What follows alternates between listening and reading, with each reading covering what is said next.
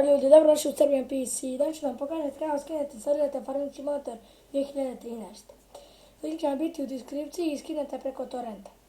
Kada skinete, dobit ćete Demon Tools i samo prekrenete preko Demon Tools i onda ćete dobiti ovako.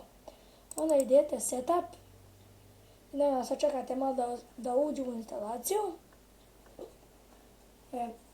Malo ćete malo više da sačekate, pošto to sada čita sve. I evo, kad vam ovako izađe, samo idete da krenete instalaciju i namestite na engleski i OK. Idete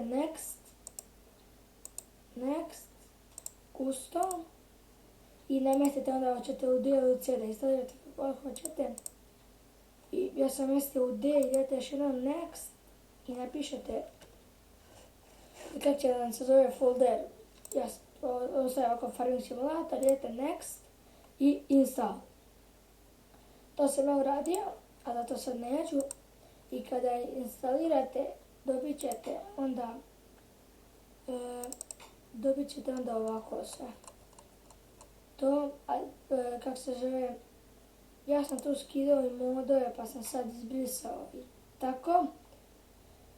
Kako se zove, sad zakočimo, morat ćemo da se čekamo.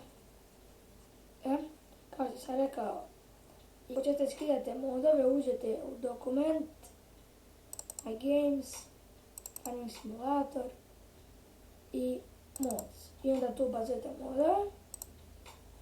I pokazat ću vam još kako da ukucate pare u farmingu. Prvo uđete i igrate, na primjer sačuvate na Save Game 1. I sačuvate i izađete. Onda uđete tu, Save Game 1. Idete desni klik na Career Save Game. Desni klik i idete otvori pomoću beležnica. To. I pisat će vam ovdje ovako money. I ovdje su vam pare koliko hoćete da ukucate. Naprimjer, ukucate ovako. I onda kada uđete u farming imat ćete toliko para i ništa više. Tako da vidimo se u sljedećem klipu. Ako vam nije teško stavite like, subscribe i pišite u komentarima šta hoćete da snimam. Pozdrav!